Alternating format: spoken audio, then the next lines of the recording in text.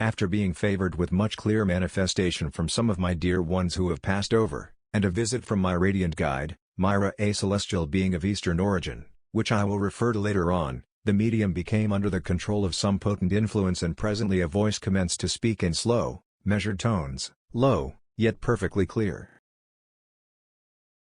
This noble guide began with a powerful exhortation in which I was first told that he, among others, had been watching over my life for many years and, although I knew it not, I had been guarded and protected by spirit influence, and was still surrounded by vigilant watchers and active helpers who were always ready and willing to lead me with their spirit hands along the paths of rectitude, honor, and truth, to enrich me with their spirit thoughts, and help me with their spiritual wisdom.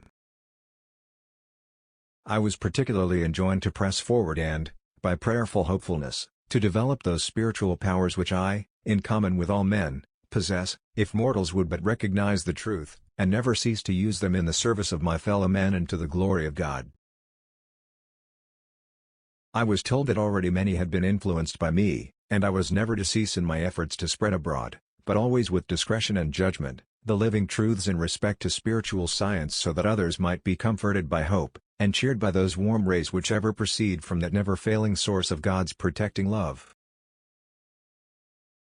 It was pointed out that, although many were still far from Him, all would be gathered in so that none would be lost. The work of redemption was going on, and, although man was doubtful of the value of the work done, and to be done, yet the everlasting intelligence knew that, in His good time, the harvest would be full and every ear of corn safely garnered.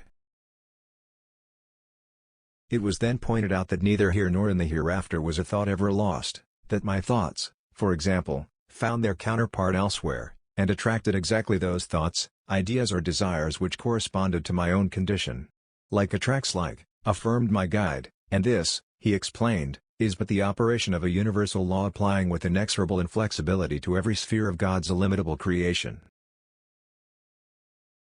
So faithfully is this law carried out that all spirits, on the plane of life immediately removed from our own, are clothed in robes of distinctive color, which not only denote their particular sphere but their thought condition as well, and it thus becomes apparent that such a law must,